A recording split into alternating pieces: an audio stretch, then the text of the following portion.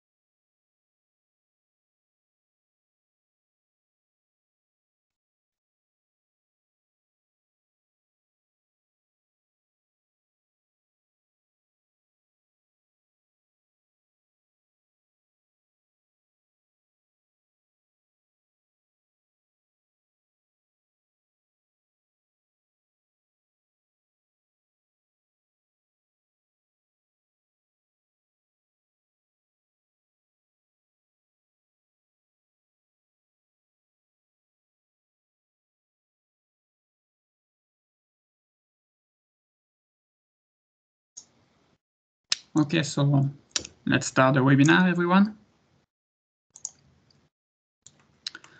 So, hi everyone, and welcome to this webinar about digital twins. My name is Vesa Trofaz. I'm an industrial engineer. I did electrical and automation engineering in the industry during 7 years. And now I'm a research engineer for the CECOTP, so the research center of the Liège province. And I'm working for the HEPL on a project called the EMR Digital Twin Academy.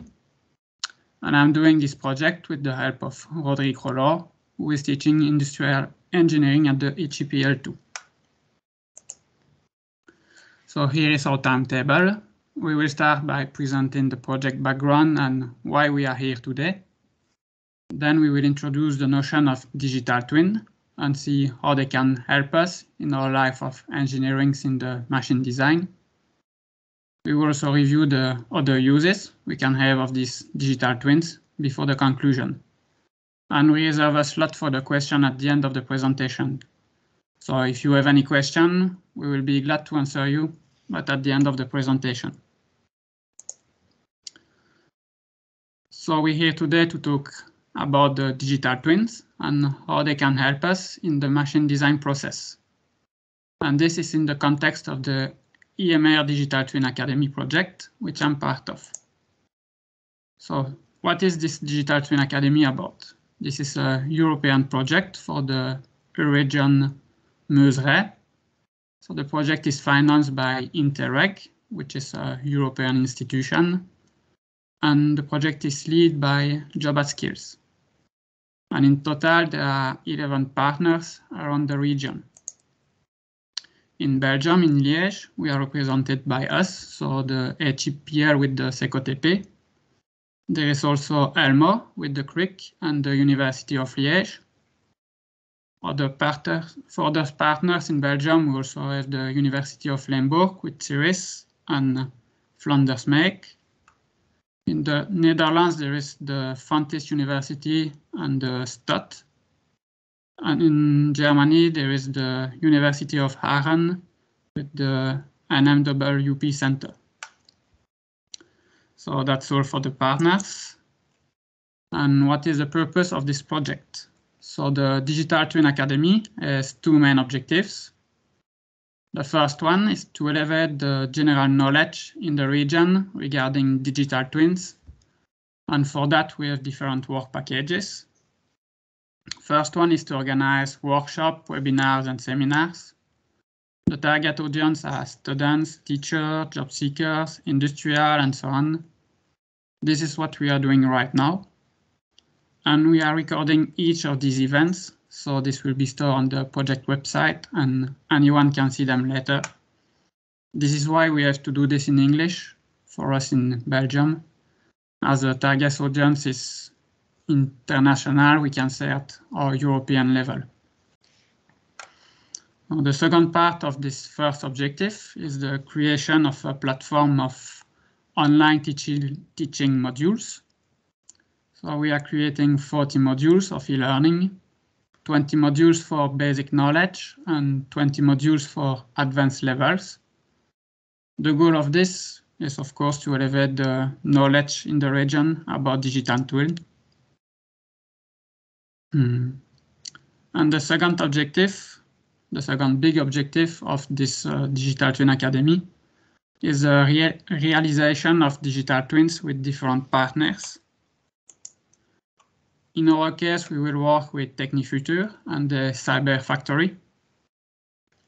It's an Industry 4.0 demonstrator with different assembling stations, and we will realize digital twins of those different stations. So that's it for the presentation of the project. And Interact, which is the organism financing this project, request us to collect some information about the participants. So the name, email, what kind of job you are doing. And this is to count the number of participants and see which kind of person are attending. Don't worry, those personal data are kept safe and we won't be using them for any bad use. So it's only for Interact monitoring number.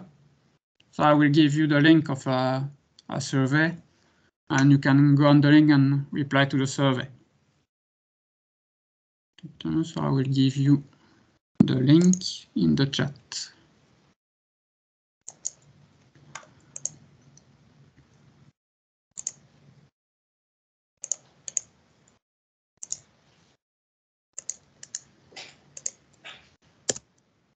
The link is in the chat. If when you click it, it doesn't open, can happen, you can just copy paste and copy from the chat and then paste in your browser and you should have access to the survey.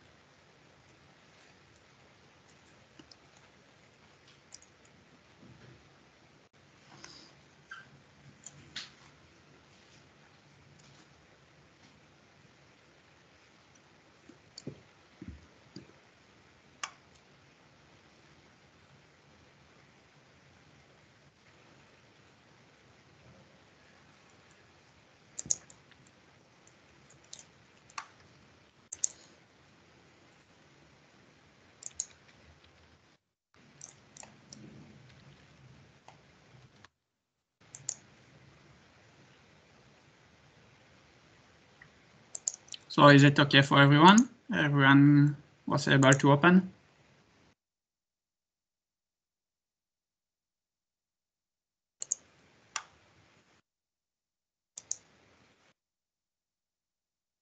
I see some people already completed it.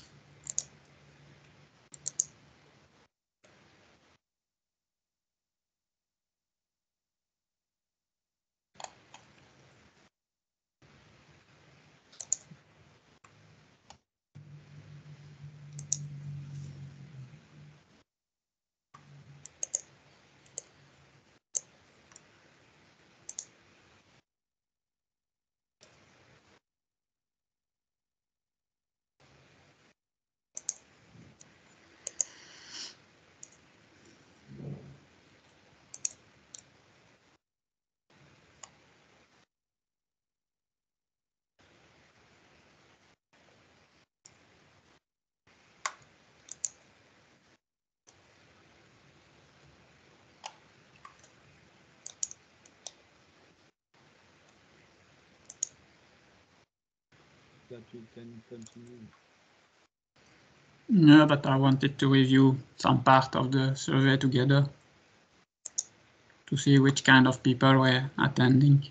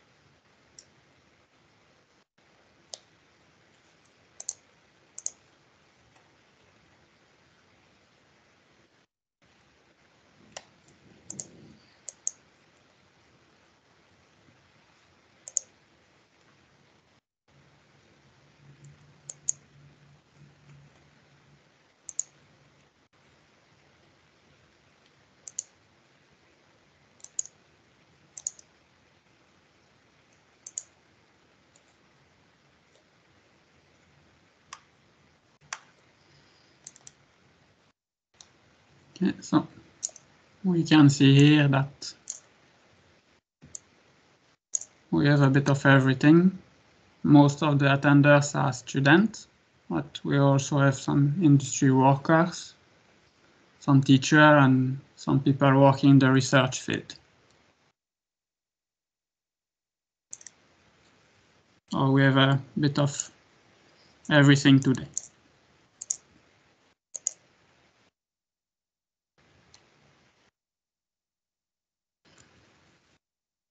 And everyone is interested in the subject, which is a good news for me, the presenter. So let's continue. And yes, for Interact, they also want group pictures of all the attending people. So if you can, for 2 minutes, turn on the camera, we will take a group pictures.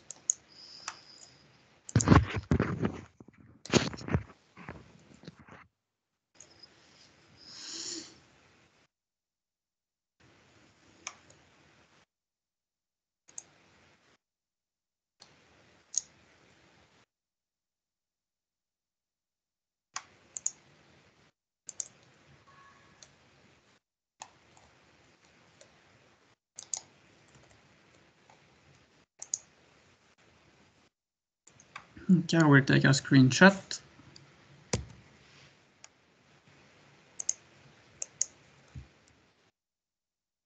Thank you.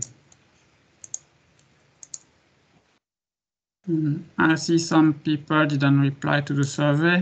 If you can, please do it. If it's important for us to say that I see that we have 24 people in the meeting. It's important to us to prove that we have that much people in the meeting. Okay, so let's continue. Now let's talk about Industry 4.0. This is something you probably already have heard about. We know in the fourth industrial revolution, for a quick history, the first revolution was about mechanization and the use of steam power. Then came the second revolution with the electricity and the start of the mass production. The third revolution was about the arrival of computer and automation. And now the Industry 4.0 is the new industrial revolution that focuses on interconnectivity. So everything is connected together, everything talks together. We have smart automation, machine learning with artificial intelligence, real-time data. So we have direct access to all the information we need and when we want. And cyber physical systems, so that merge the real world to the digital world. And one of these technologies is the digital twin. But what is a digital twin? We can define it as the virtual representation of a physical system. This means this is a model, a digital model of something existing in reality. For example, I have a digital twin of a robot on my computer that I can test and train before to load the code in the real robot. And there are different kinds of digital twins. They can be modeled in different ways, depending on what you want to do with that twin. For example, you can create for simulation model, and you can use them to run what-if scenarios. What if I change this parameter? What will happen? With artificial intelligence, you can, for example, use digital twins to predict failures. And by doing this, you can improve the maintainability of a machine. You can change equipment before they fail. Another example, you can use historical data to make simulation and optimize the production with the help of a digital twin. So there are as much usage of digital twin as we can imagine. They can even be used for logistics, building management or city management, human behavior, and so on. Some of our other partners in the Digital Twin Academy are working on such cases. And in our case, we will focus on one specific area. We will see how a digital twin can improve the process of machine design and commissioning.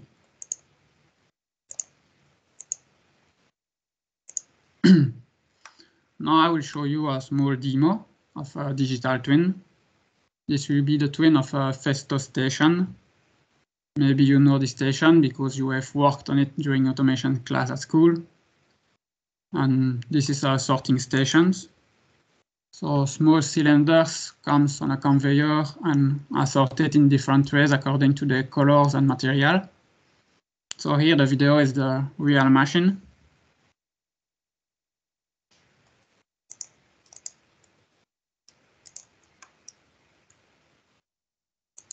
Oui. Allô? Hello. Hello. Okay. And here, this is a demo of the digital twin. We use the software, a digital twin of the Festo station I just showed you before. So we use the software Siemens NX Mechatronic Designer in this case. I didn't have the 3D model of the station, so I realized myself a simple one. This is why it looks quite simple, but it's functionally the same. Otherwise, if you have the 3D model, you can have something that really looks like a twin, that looks identical, and I will show you that after. For this example, I also use a virtual controller on the PC to simulate the code, the software, and the virtual controller communicates with the digital twin. So everything is on the PC, everything is digital here. And we can see that the station sorts out the cylinder as on the real station. In this example, this is a digital twin of the Cyber Factory in Technifuture. So here we can see a more representative model because this one is based on the 3D model. So this really looks like a twin.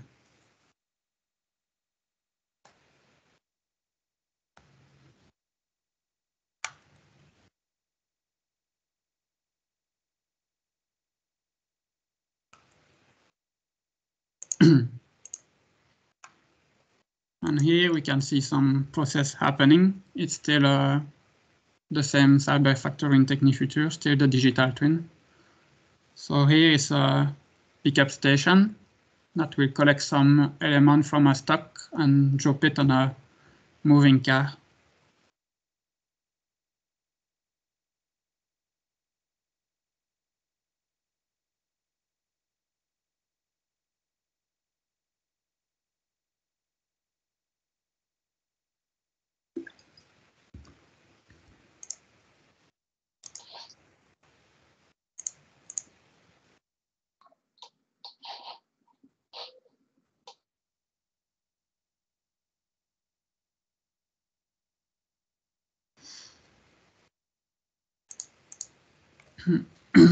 We just had an example of some examples of what a digital twin can be. But before we understand how the digital twins can help us as engineers in the machine design process, let's first have a look at the traditional process of machine design. So We could say it's divided in 3 main steps. First, the concept is the thinking of what the machine will do. Then comes the engineering with all the conceptions and the details work. And finally, the commissioning, where all the pieces are assembled together and the functions are being tested. And at the end, once the machine is fully functional, it can be released to production. So let's go more in detail to all of these. It all starts from a request, from a need. The customer, the client, has a need of a new machine to perform specific sequence of actions. And everything starts from analyzing this request. This analysis is based on the purpose of the machine. So why do you need this machine? What is it supposed to do and how? It's very important to understand those requirements, and you need to consider the possible mechanism and solution from these requirements. And then you need to choose the best option out of the different possible solutions. And then you can start the engineering, and you will start with the mechanical. So you will design a 3D model of the machine in your favorite CAD software, Inventor, SolidWorks, CATIA, whatever the one you use. You will select some components from manufacturers. You will design others yourself. And you select and design all those parts according to some criteria. Then everything is assembled in the 3D model assembly. After that comes the electrical engineering. This is where is defined all the electrical work. You will choose the electrical components according to the actuators and the sensors on the machine. You will design the electrical cabinets. You choose all the components according to the required specification, the cables, circuit breakers, contactors, relay, and so on. And at the end, you have the automation and software engineering. So all the programming is done here according to the functional description. And the program is realized most of the time in a PLC, programmable logic controller, or in embedded electronics. And finally, we have the commissioning. So this part of the project is the final assembling. So all the pieces are being put together. You assemble all the pieces of the puzzle. So the mechanical parts are assembled, mounted together, electrical components too, all the cables. Then you load the code in the controller and the machine starts to become alive. And now it's time to test the software and see if the machine works as foreseen. And more important, if the machine fulfills the requirements of the client, which is the basic step. And this one is called the functional verification. And you test all the function and check everything apart as foreseen. But if we take a closer look at this step, we can imagine that everything doesn't always happen without problem. We have a complex integration of mechanic, electrical, and control systems, such as controllers and robots. And all this mix can be a source of problems.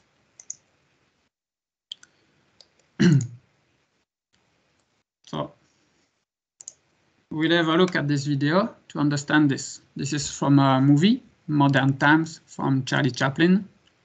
I just found this video while I was doing researches on the subject, and I think this is a good illustration of the problem. This looks like a feeding machine, and they will try it directly on one person.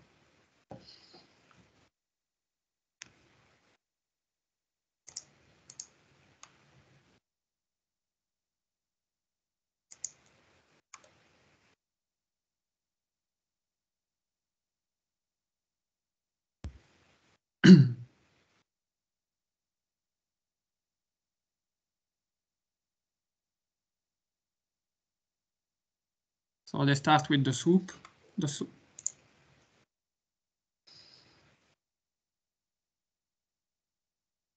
Then there is this small stool to wipe the mouth.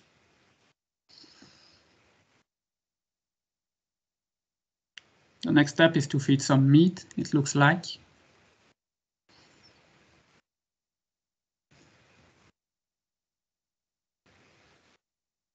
Then again wiping the mouse. Everything going well so far. Now it's time for some corn.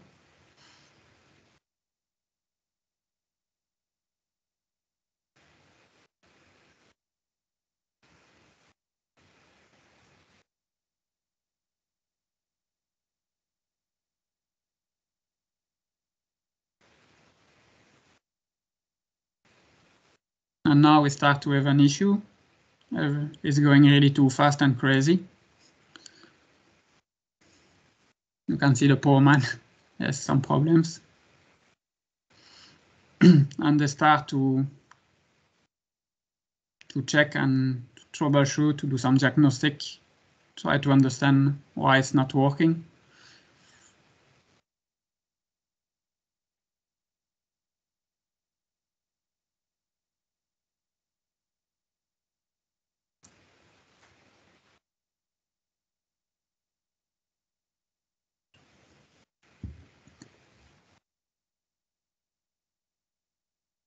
They continue to try, but still have some problems.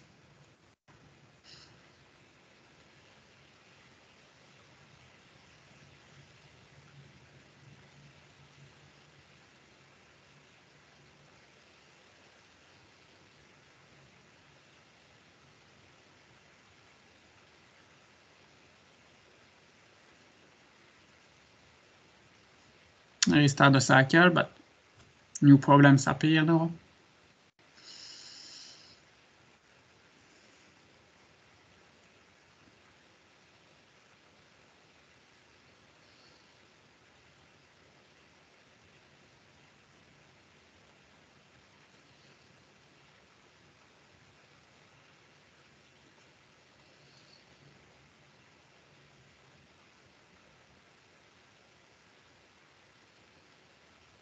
Now they start to be a bit stressful and they do some stupid things, as you can see.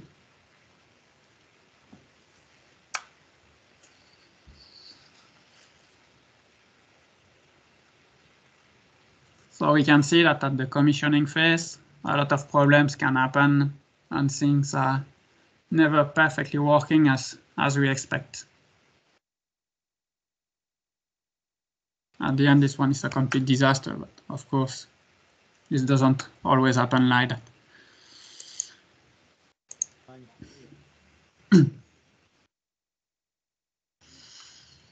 So we can say that commissioning is where the problem starts.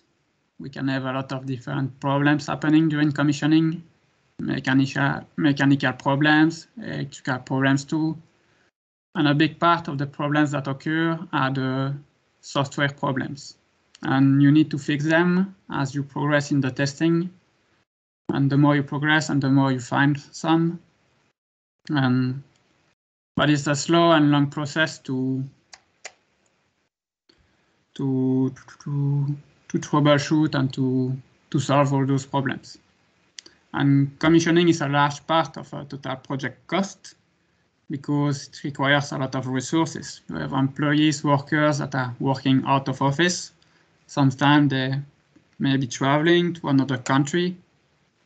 And those days can be very long and stressful because you spend that time fixing problems. And because those days are expensive, because the workers are traveling, we can say it costs a lot to spend time fixing software problems. And those programming mistakes can also create collisions between mechanical parts. If this happens, maybe those parts are damaged and need to be replaced. Probably you don't have them directly with you, and you need to manufacture new parts or to buy new ones. This will cost you time and money. And more important problems can appear during the commissioning. It can appear that the machine itself doesn't fulfill the functional verification.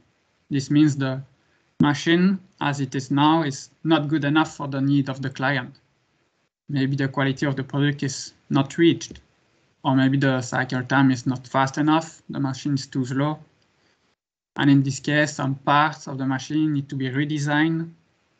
And when you need to redo some engineering now that you are at the commissioning, it will cost a lot. So this graph represents the cost of design change in the machine design process. We can see that as we get further along in the process, the cost to correct the mistakes gets higher. On an economical point of view, this is better to have a design change during the engineering phase than during the commissioning. And this is quite easy to understand. During the engineering phase, everything is still digital, nothing is done in real. And during the commissioning, the things are becoming real. So if you need to come back to the engineering, you probably need to manufacture new parts or buy new components. This takes time and money, and it costs more than if you could do those changes directly during the engineering. And this gets even worse than a machine in production because you may face a shutdown with the production stopped. And every time the production is stopped for a reason which is not foreseen, it's a big loss of money. Fortunately, there are some ways of avoiding those problems at the commissioning phase. For example, you can realize a prototype to test all those things in advance. So this means the machine is ready and mature when it is installed at the customer. This is really useful for machines that will produce in series. For example, if you produce 50 times the same machine. But building a prototype costs a lot and takes time. So if you only produce one machine of that type, this is not a good choice. And this is why we are now talking about digital twins. As we will see now, digital twins can help you in this process. So let's have another look at the traditional process of machine design. The idea is to realize a digital twin of the machine during the engineering phase. So unlike having just a 3D model, which lets you see what it looks like, the digital twin, it will help you to validate that it works. So the engineering teams can proceed to the commissioning in the digital world on the digital twin. This is what we call the virtual commissioning. With that, it's possible to do simulation, to choose a design, to validate the software, and so on. So we will talk about the virtual commissioning details later, but we can already say that with the help of that virtual commissioning, a big part of the problem can already be fixed on the digital twin. And thanks to that, the real commissioning will be shorter, which means less expensive.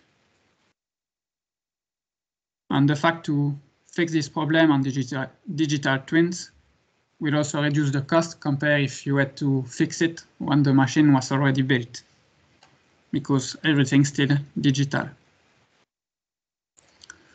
And realizing a digital twin during the engineering, it will also allow you to work with what we call the concurrent engineering. So that means that all the engineering is happening at the same time in a simultaneous way. So all the teams are working together on the digital twin. So the different teams better understand each other. They have a better understanding of the machine because they see it, they see the twin, and they work on it together. And at the end, this will increase the quality of your work.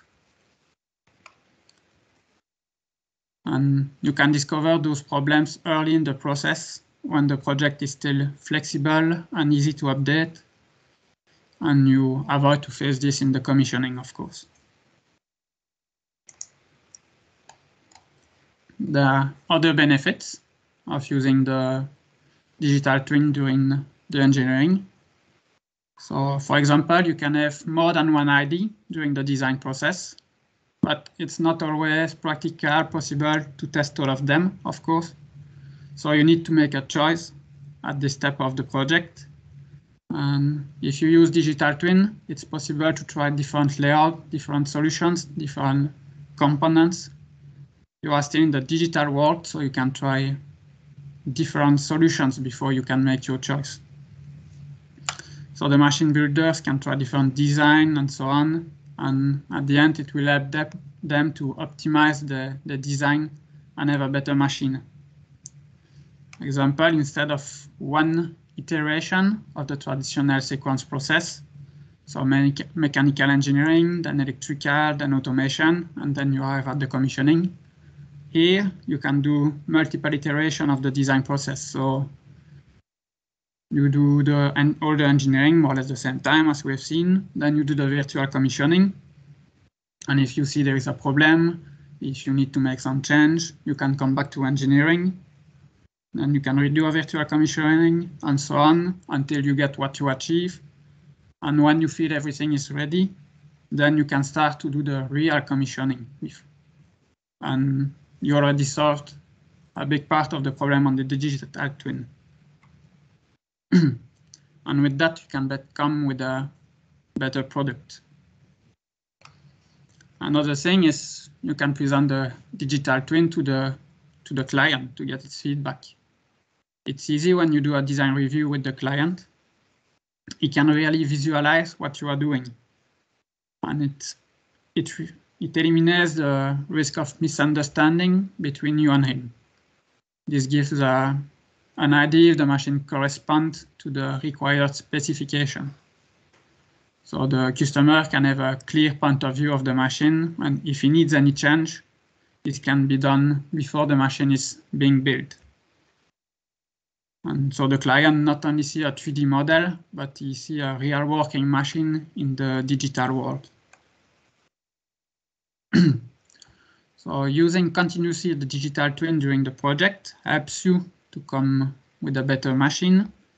This creates a better collaboration between the different teams because they have a common visual functioning model and everyone can see it. This increases the understanding for all the team members. And it might seem like more work to realize a digital twin during the design process, but in the end, this cost will be recovered because the real commissioning will be shorter with less unexpected events. So now let's talk more in details about the virtual commissioning. As we have learned before, the commissioning consists of installing and assembling the components of the machine and then to perform the functional verification. In comparison, the virtual commissioning involves the use of a virtual model, in this case our digital twin. And with that virtual model, we can validate the physical function before the physical implementation. So for that, we need that the virtual model represents an accurate and realistic simulation of mechanical, electrical, and control system. And this concept of virtual commissioning is not new. It was already existing before the digital twins. It has always been used to help to solve problems that can happen during the physical commissioning. Because as we said before, it's a complex integration of mechanic, electric, automation systems, and this can be a big source of errors. So the industry already understands the added value of virtual models to simulate the physical systems. And if you are listening to this webinar now, you should know why, because it helps to discover the problems before entering in the real world, which is not only expensive, but very time consuming to solve. But the virtual model must be accurate enough if you want to have a representative virtual commissioning. And this is why now, with the help of the digital twins, it can be brought to the next level.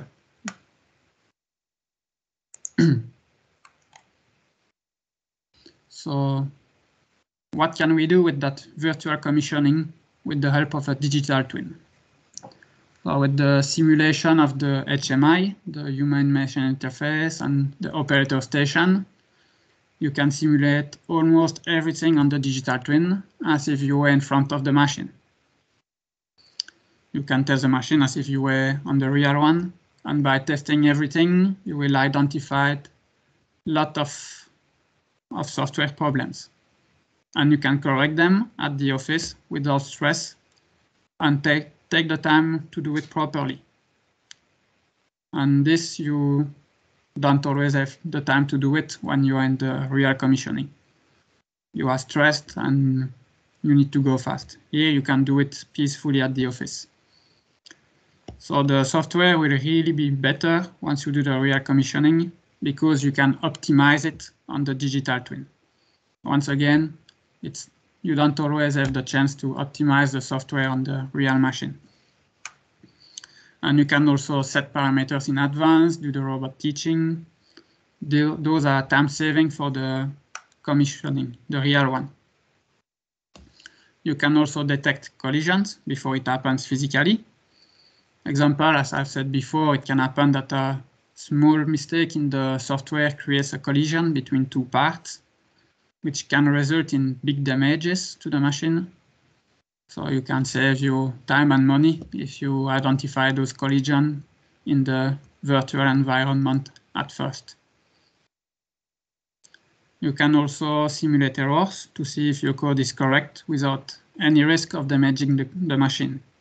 So what happens if this sensor is faulty? What if the operator does this bad manipulation? How does the machine behave? Does it behave in a safe way or not? Do we get a proper alarm on the HMI to help us to solve the problem? So all those things you can test on the digital twin.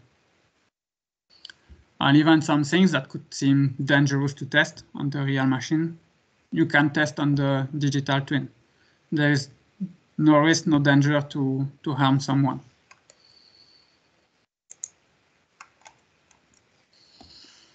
So what are the limits of this virtual commissioning? So we have seen that we can do a lot of things, but of course it has limits. It will not replace completely the normal commissioning. Even if you can test virtually the software and correct problems in advance, there are still some parts that you can't prepare. It still remains important to check that everything will be built properly, that the sensors and the actuators are properly wired to the controller.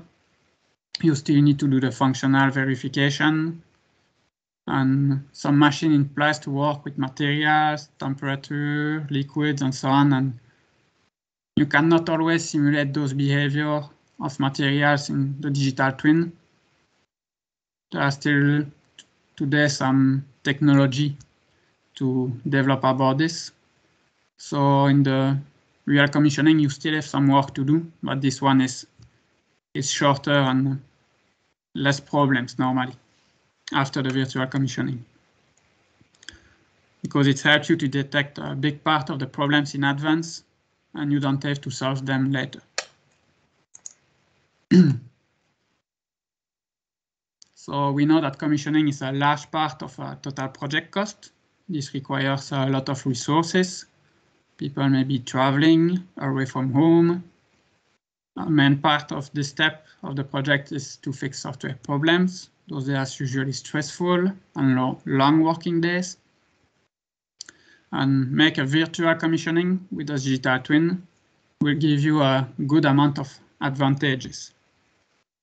It will shorten the step of commissioning. And at this commissioning, it will keep the focus on the functional verification instead of fixing errors. And you will have more time for the customer request because you're not in a rush, stress, being busy solving problems. You are more relaxed as people don't need to travel and do long and stressful working days. So virtual commissioning was already used in the industry. And with the help of digital twin, now you can bring it to the next step and making really more efficient and really closer to the real commissioning. So let's have another look at our digital twin of the Cyber Factory. Now that we know all of we just learned, we can easily imagine all the things we can test on the station and all the mistakes we can avoid. So for example, we can test the sequence of the conveyor belt.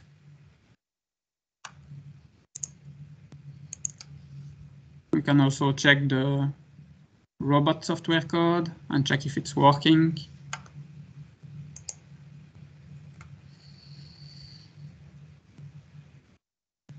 We can verify that no collisions happens with the robot.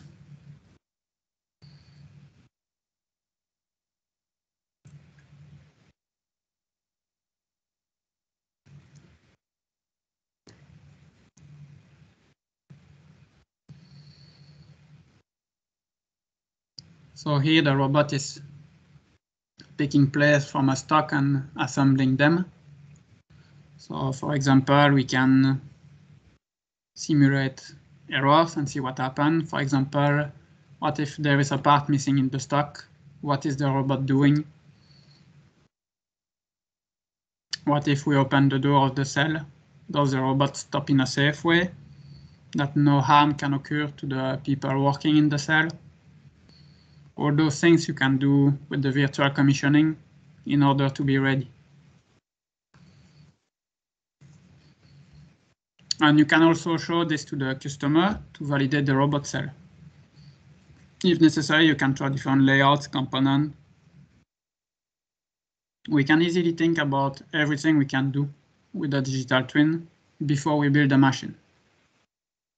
And at the end, this helps you to have a better quality product.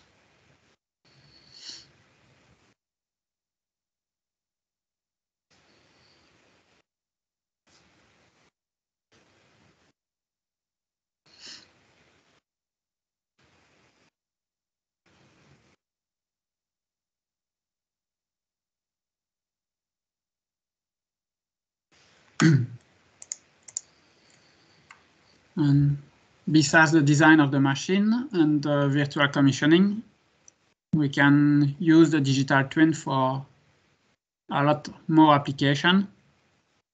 For example, maintenance can use it for just diagnostic some problems on the machine.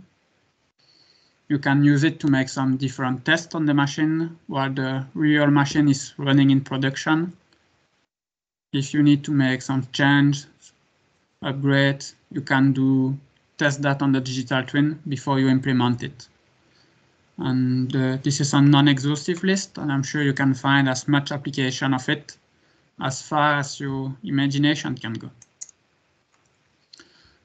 Here, for example, virtual reality can be used with digital twins. For example, the customer can, before he receives the machines, visualize it and know the machine footprint and layout. He can visualize it in his production environment, in the building, in virtual. With that, he can better simulate and understand all the logistic process around the machine, how it will fit in the building and so on. So that means all these things can be better prepared in advance. It can also be used for the operator training, as we will see in the next part. You can also use the augmented reality during the assembling of the machine. So the mechanic workers can see the 3D model in the augmented reality while he is building the real machine. This gives him a better visualization than the mounting schemes on the paper sheet. The same way the electricians can do the same for the electrical cabinets. And also the maintenance can use the augmented reality during the intervention on the machine. So this replaces the classic manuals, printed graphs, and material generally used by the maintenance.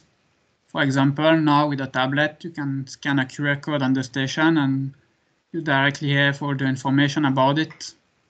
So it brings the diagnostic to the next level by combining a computer image with the real-life machine.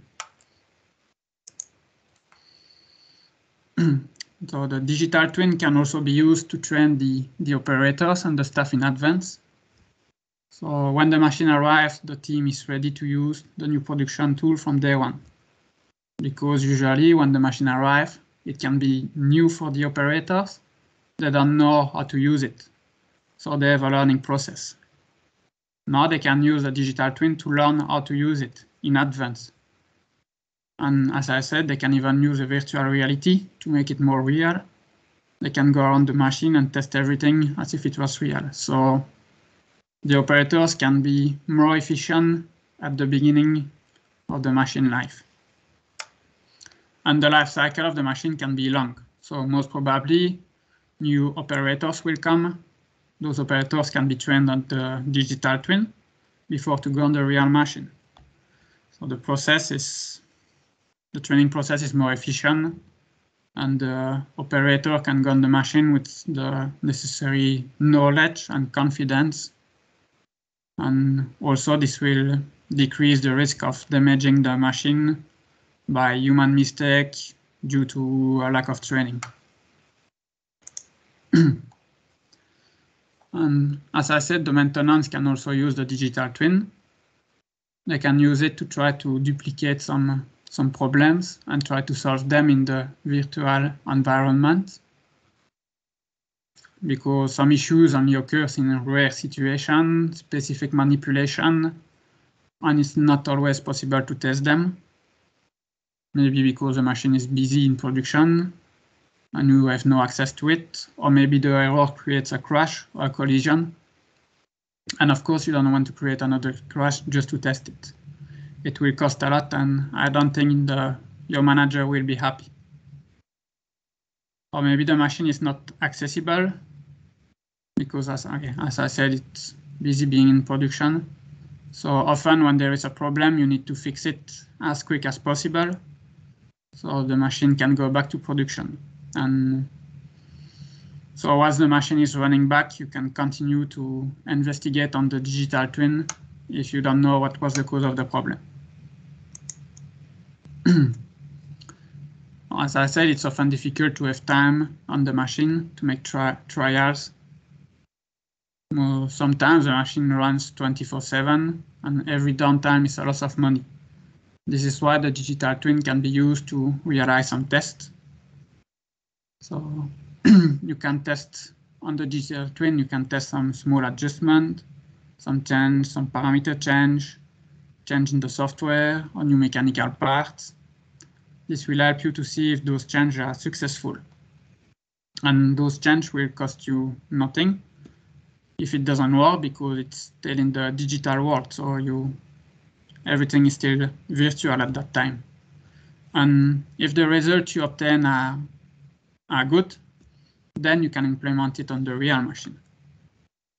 And if you need to do bigger change, like a bigger upgrade or something like that, you can also test and validate a lot of things in advance before you do it on the real machine. Again, with the virtual commissioning. So all the operation will be prepared and be faster with the help of the virtual commissioning. Because in advance, you already make sure that everything works on the digital twin. So when you do it in reality, there is less risk and the downtime will be reduced because you already fixed software issues in advance, for example. So for conclusion of this webinar, Industry 4.0 and all the technologies related to it start to be more and more present in our world. The digital twin is part of those technologies and we can use it in many cases. So in this webinar, we have seen the advantage of such usage in the machine development process, and particularly through the virtual commissioning. So first of all, the digital twin can be used from the very beginning. This creates a better collaboration between a different team, and it helps to choose the correct design. Then the virtual commissioning will help to detect lot of problems in advance, especially software problems. And this at a time, it's still easy to fix it. So you reduce the cost of design change and commissioning later. And finally, you can use it for a lot of purpose, like operator training, maintenance, simulation of change on the machine, and this all along the machine lifetime. But of course, we still have some disadvantages. The digital twins is still a new technology, and we still have a lot to learn about it. It may look difficult and costly to integrate this new technology in the process, but this investment in time and money can be rewarded later with a better engineering machine and a more efficient and shorter commissioning. So digital twins can bring an added value in this machine design process. And there's a lot of software you can use to realize digital twins that are already existing. And in our case, for the Digital Twin Academy, we'll try to use different possibilities to see the advantage and disadvantage of each of them. So for that, we will use Factory.io, that you maybe know. So the goal of this software is not to build accurate digital twins, but to build simple digital factories in a programming training context, let's say. Students can create digital factories, program the software, and then test the software on the digital factory. We will also use Siemens NX Mechatronic Designer, which is part of all the Siemens softwares. So with this tool, you can do modelings and simulation, and can be used in complement with all the other Siemens softwares, which is a good advantage. We will also try to make digital twins with MATLAB and the add-on Simscape Multibody. So Simscape Multibody provides a multibody simulation environment for 3D mechanical systems, and it helps to develop control systems and to test system-level performance. And we will also try ROS, which is the acronym for Robot Operating System. So this is a set of software libraries and tools that helps to build robot application, and this one is open source, which is its advantage. So for our next meetings, so if you're interested in the subject, here is a list of the next event we will have next year. We don't have the dates yet, but you will be informed of that, and don't panic if you're not available. We record those events and you can watch them later if you want on the Digital Twin Academy platform. So we will have another webinar, but we don't know yet the subject.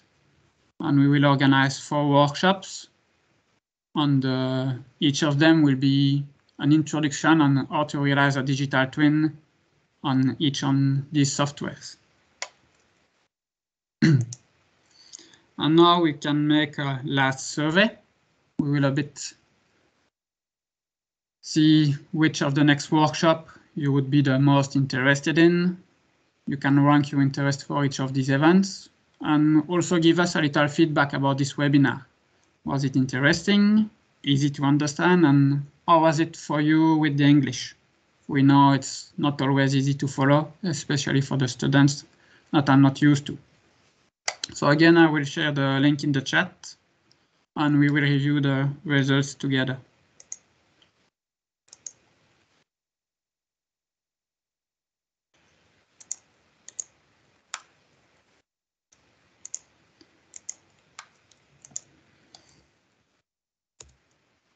Okay, so it's in the chat.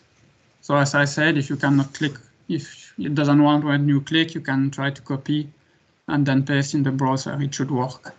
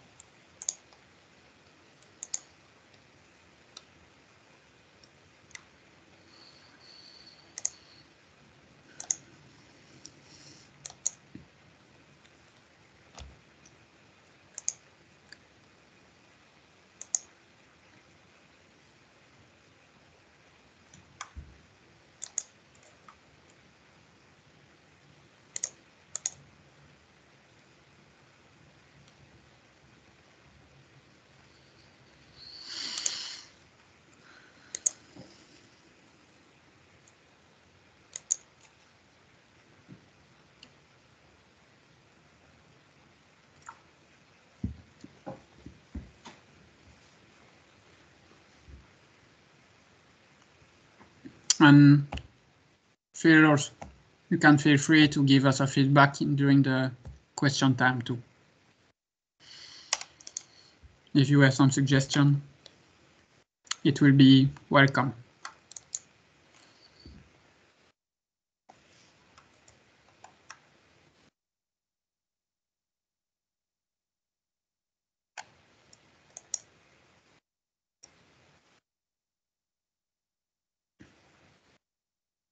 For people interested about Factory.io, I did a training in collaboration with JavaSkill.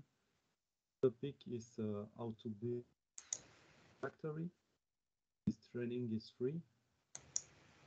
In French. It's very practical, and the software used are TA Portal, NCC, PLC Advanced, Factory.io. You learn the training how to control digital twins.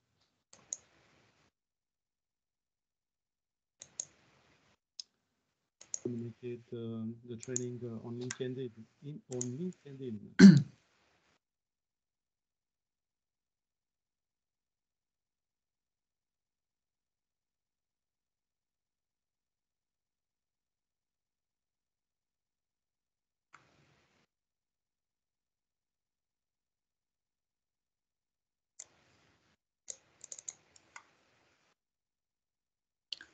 So let's have a bit of look at our survey.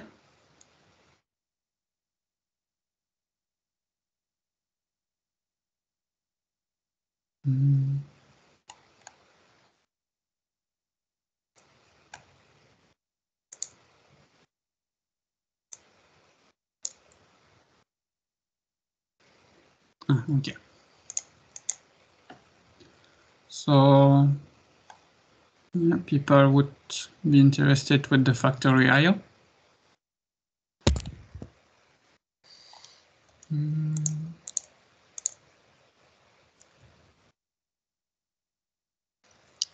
Same with Siemens, NX Designer. Bit less interest for MATLAB.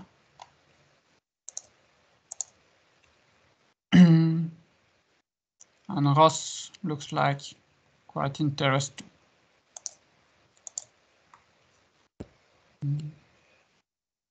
I'm happy.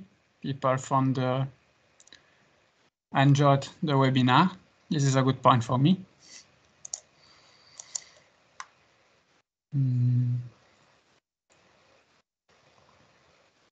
Difficulty was somehow okay. And what about the English? It was okay.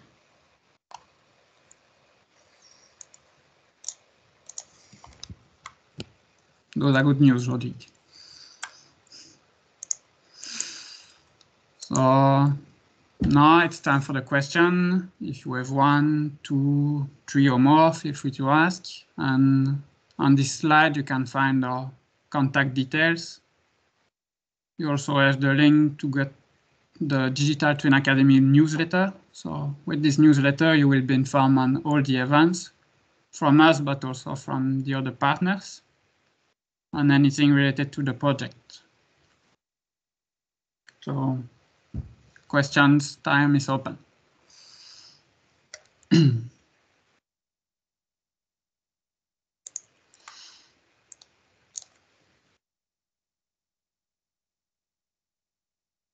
And if it's easier for you to ask your question in French. Yes, of course. Translate.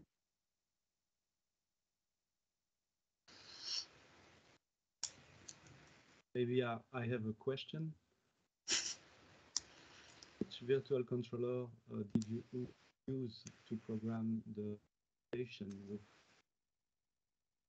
I use PLC Sim Advanced from Siemens.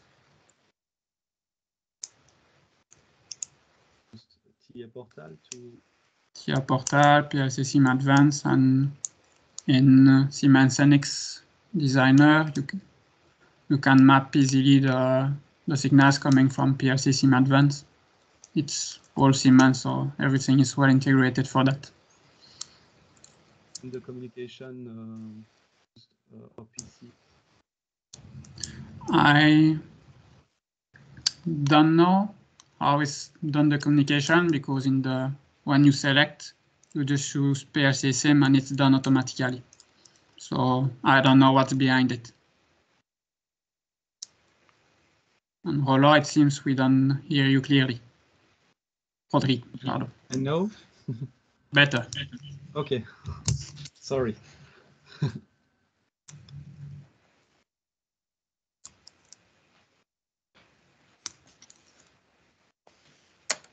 Do you have the list of the future workshop and webinars?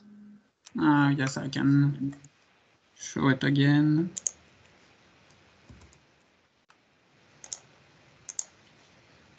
Here it is. So the next webinar will be about Factory IO. Okay. Yes. We will do them in that order. It's linked to my other trainings, how to build your own factory, which will be available soon on the Job@Skill site. I don't know if you hear me, so I will communicate the link on my LinkedIn. So feel free to add me on your LinkedIn, because all communication will be there, given there. So you can find the LinkedIn. The link to Rich's profile here is the second link. Otherwise, if you look for Rodrigue Rollo, you should find him too. Yeah.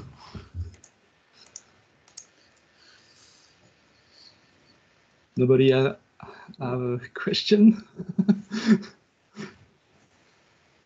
It was too clear. Maybe. Yeah. I saw someone recorded the meeting. Would the link be dropped somewhere? Yes, so the event will be on the Digital Twin Academy website. Mm-hmm. Okay. So I can send the link to all the participants. If you did the survey and you enter your email address, you will receive it. Okay, perfect. Thank you. And on this website, you will also see all the other events that our partners already realized. So it's not only webinars and workshops from us, but also from the Elmo, from the University of Liège, Aachen, the Leuven, and so on. So all the partners. Okay. Perfect. So, thank you. You're welcome.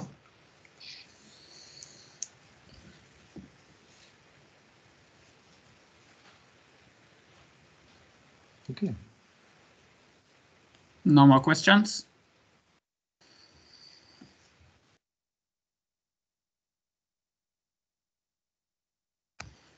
I guess not. So first, thank you everyone to attend to this. This was my first webinar I'm organizing, so I hope you enjoyed it. And I hope to see you in the next events. Okay. I hope everyone understood what digital twin is and why virtual commissioning is so important. And we hope to see you in future events. Thank you. Thank you, everyone. Bye. Thank you. Bye-bye. Goodbye. Have a nice evening. Thank you. Bye-bye. Thank you. Thank you. See you. Bye. Thank you. Bye.